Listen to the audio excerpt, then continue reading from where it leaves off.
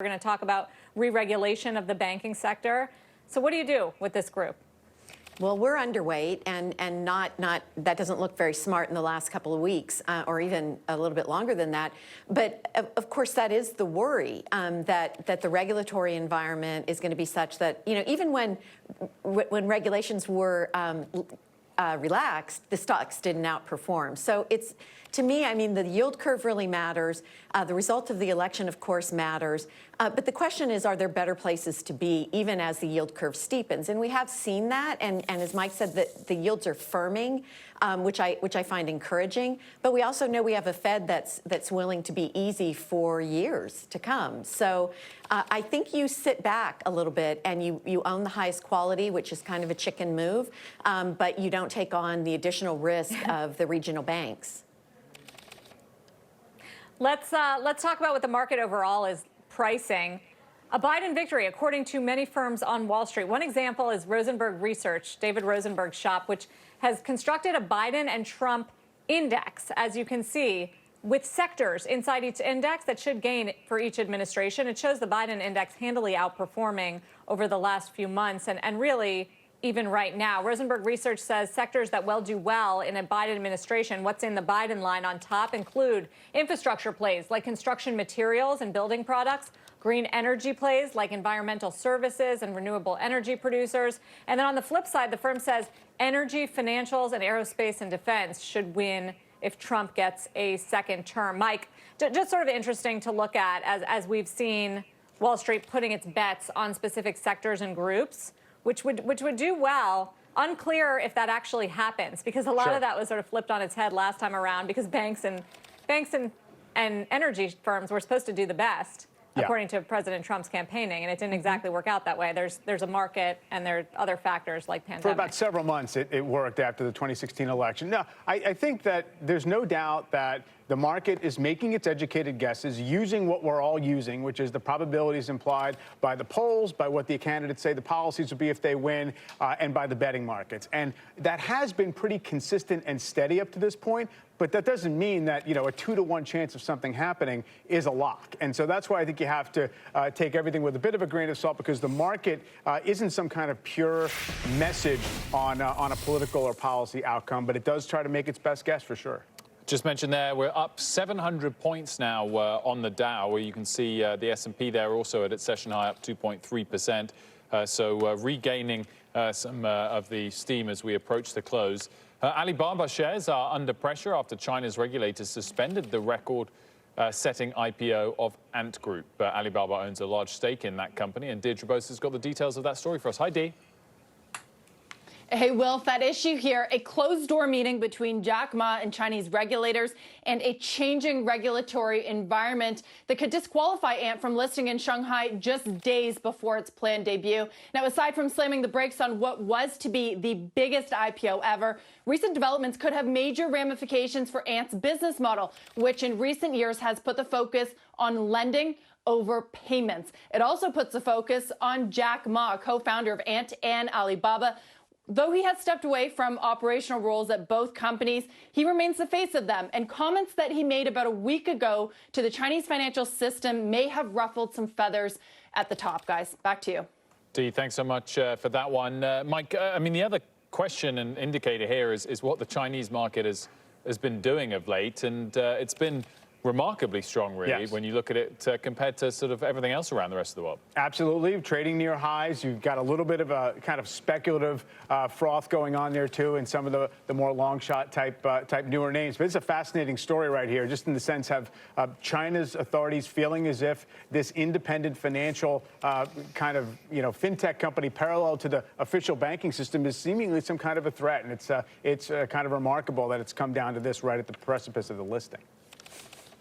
Well, right, and it was just, Mike, so big and seemingly so oversubscribed. Oh, yeah. You know, Faber was talking earlier about just how many bets have already gone into this, and was considered a way to prove the U.S. and the U.S. exchanges wrong. Alibaba went public on the New York Stock Exchange. This was going to be a behemoth on the Shanghai Exchange. It was just very surprising. Very surprising. Now, the thing is, all those bids went in for the IPO before there were these regulatory changes, which could have a very material impact on the business. So you have to see what the demand looks like if people try to sort out exactly what that's going to mean for the business down the road. Nancy, do you like any overseas equity markets at the moment? Yeah, we increased our allocation to Asia, Wilf, and at the expense of some of Central Europe. So, yeah, I mean, I think this is a difficult situation. It's high theater. It's kind of interesting. But I still think you want to be overexposed to Asia. It's the fastest growing, most reliable, technologically driven group of countries. And so that's where we've made our bets. What about U.S. stocks with Asia exposure? Is that a theme people should be looking at if you are betting over there that the growth is going to improve? Yeah, I mean, it's a two-edged sword, though, of course, because, you know, you have a company like Qualcomm or Broadcom that have big, you know, good exposure, heavy exposure to China. And if trade tensions reignite, I think you want to be a little bit wary of that. Companies like Tesla and Apple have seemed to be able to navigate. Starbucks have been able to navigate the tensions. But you have to be kind of swift-footed if you're going to play that angle. 2 minutes left in the trading day. Mike, what are you focused on in the internals? It's been pretty strong all day. Well, if you look at the volume split, then, you know, 85% or more upside volume on the New York Stock Exchange. So there you see it 6.5 times to 1, upside to downside. And then take a look also at the riskiness of the stocks that are leading the way over the past few days. The high beta ETF, SPHB, it's got a lot of financials, got a lot of the cyclicals in it. It's been outperforming the low volatility version over the last 5 days. That's that tone we've been mentioning for a while right now. There's a cyclical trade that's been building within this market that's reflected right there as well. The volatility index starting to give up some of the juice in there. I mean, obviously, we're at this moment that these markets, the volatility markets, have been pricing in some potential turbulence for a while. Now, when the market's up big, you often have volatility back down. 35 is not a low level of the VIX, but you would think that this is really poised to give up a lot of ground if, in fact, you get a settled result. And, in fact, there's a tremendous number of bets right placed on downside in the VIX at the moment, in fact, coming into this week, guys. We've got just over 1 minute left in the... Oh, sorry, Sarah's into the close. My apologies. That's okay. 1 minute into the close, and we are off those session highs, but still pretty strong rally across the board. The Dow's up 570 points.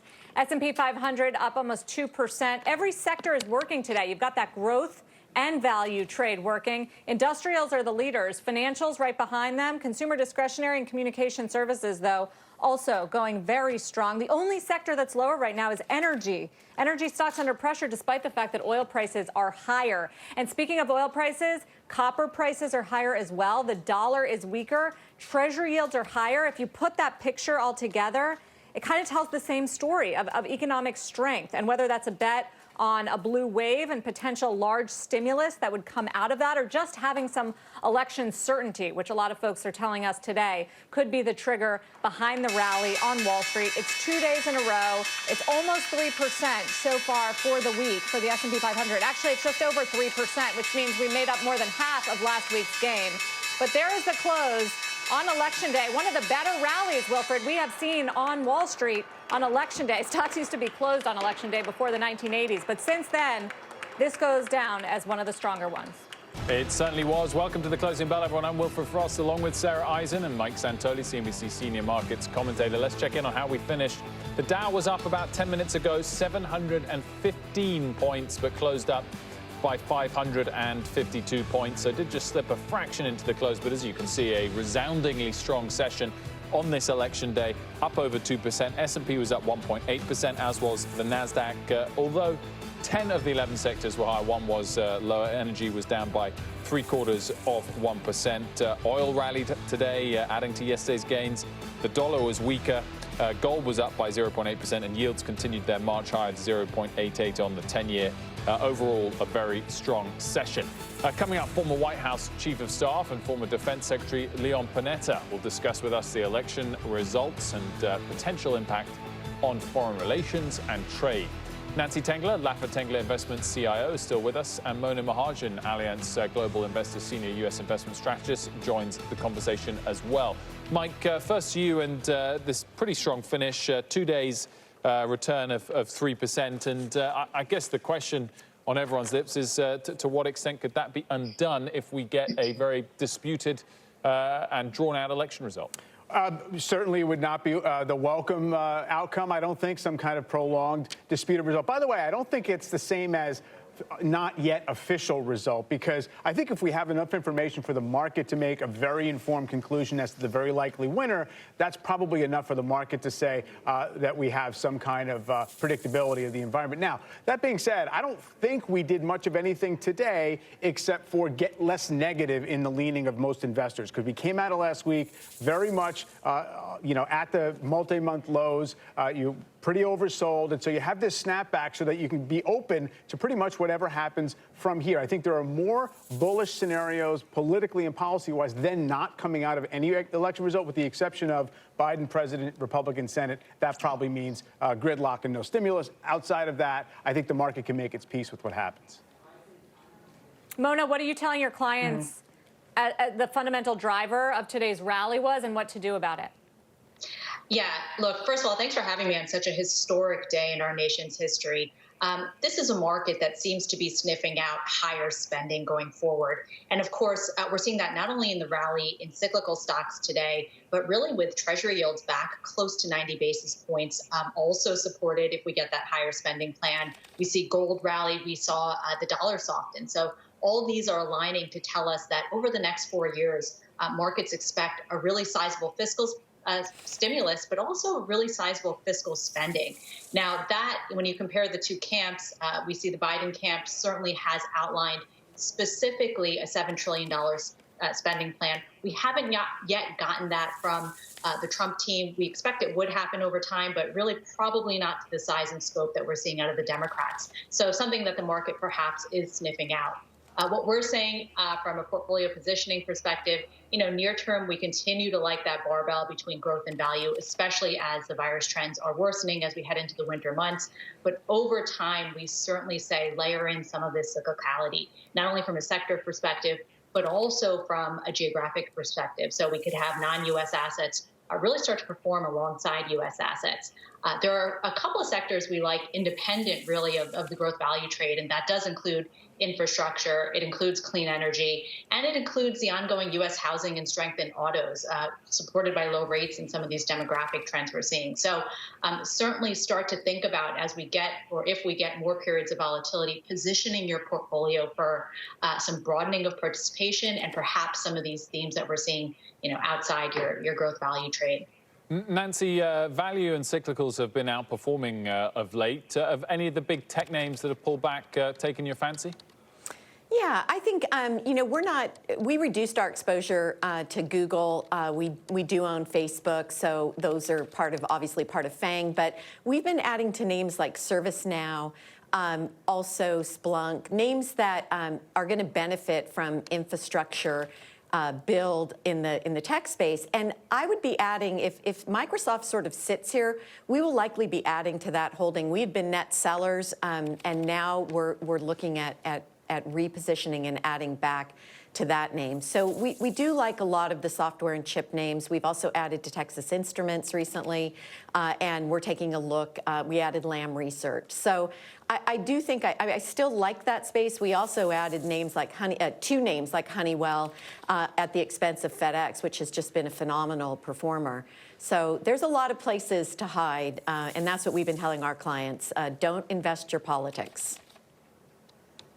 Well, then you had a good day today. Honeywell had a good day, Nancy. So did Lam Research.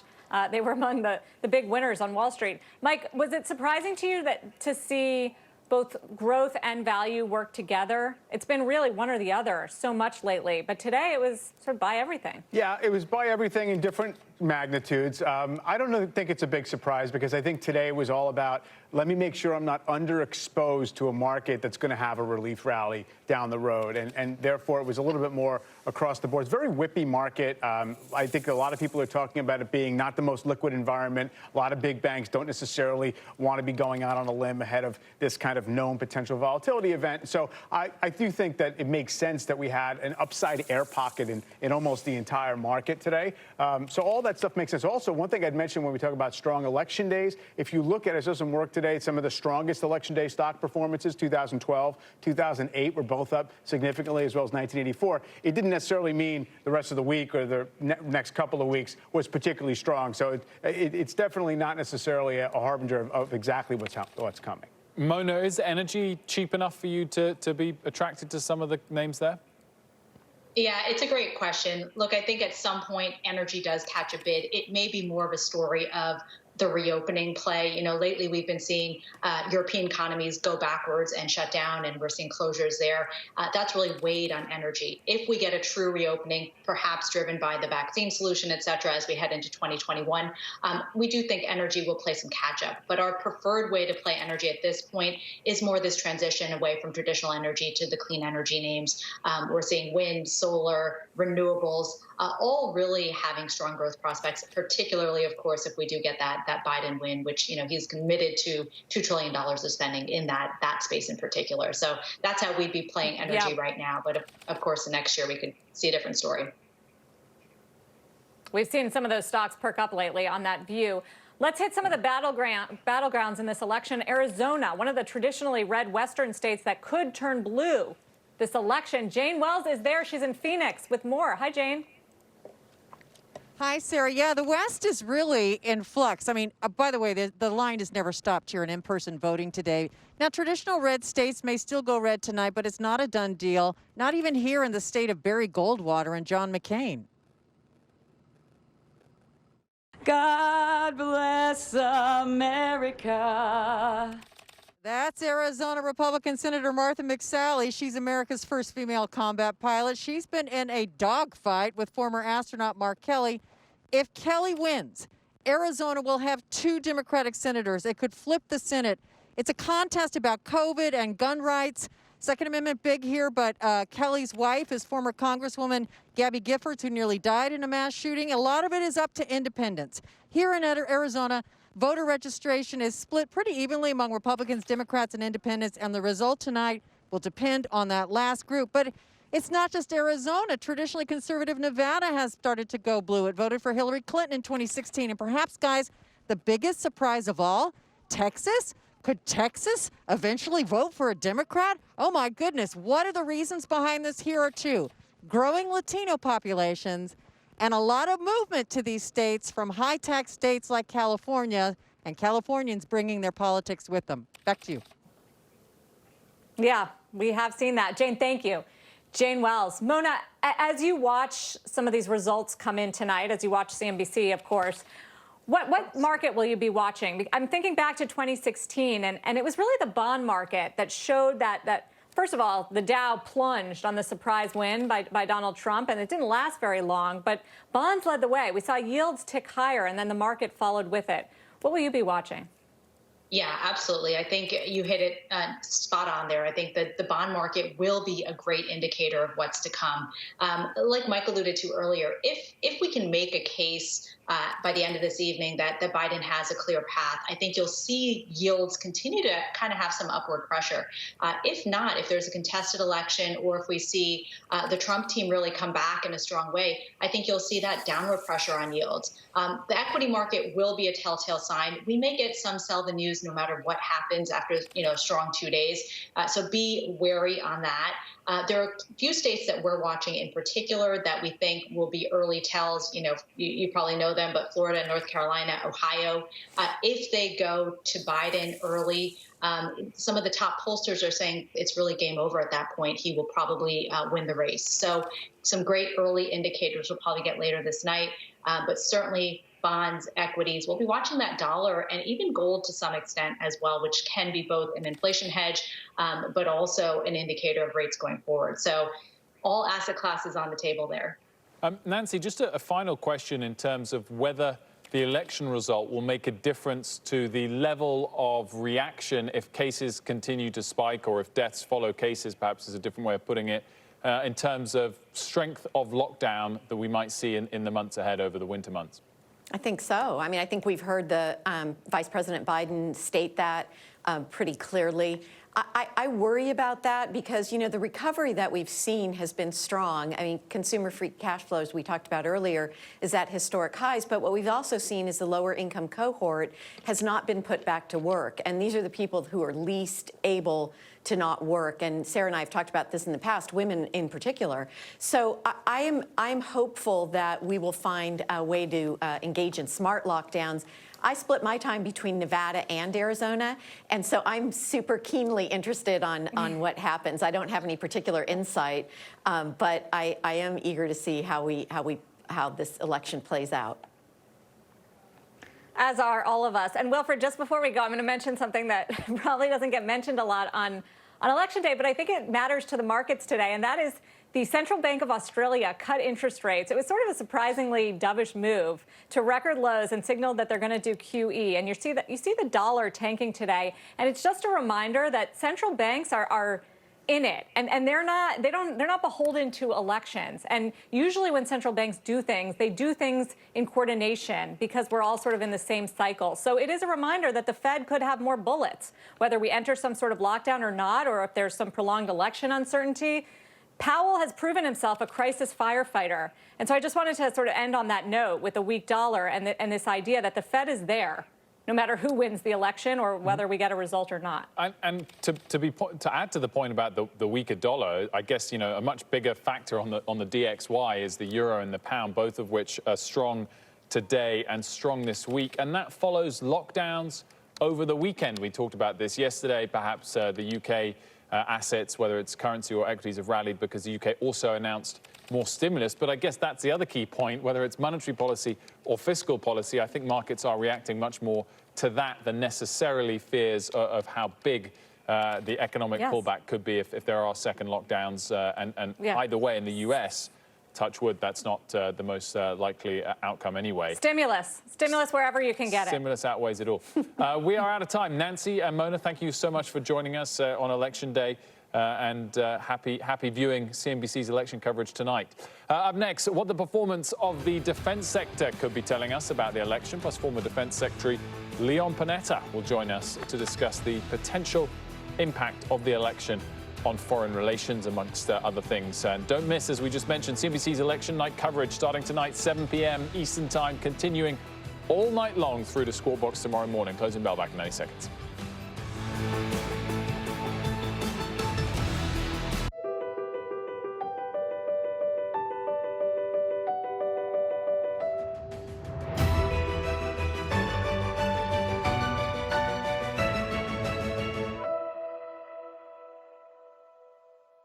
So Schwab taught me about four-legged option strategies. I'm gonna go with an iron butterfly spread on that fintech stock. Nice. I just tried an iron condor. Oh, only spread I've been introduced to is this onion chive.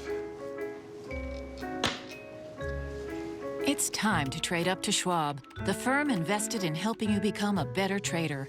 Get commission-free online stock, ETF, and options trades. Expect more from your firm. Schwab, the better place for traders.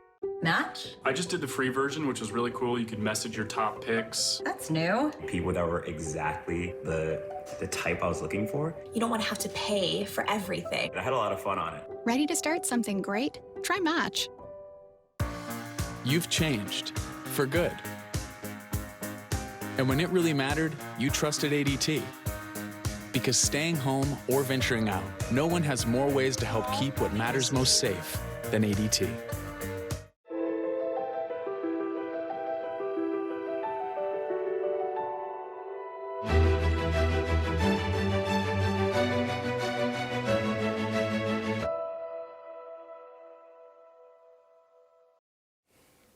Welcome back after a strong finish on Wall Street. Let's go back to Mike Santoli, who's taking a look at the aerospace and defense sector, in particular, underperforming lately, Mike. Yeah, underperforming, and actually the valuations become depressed relative to industrials, which it's sort of a subset of.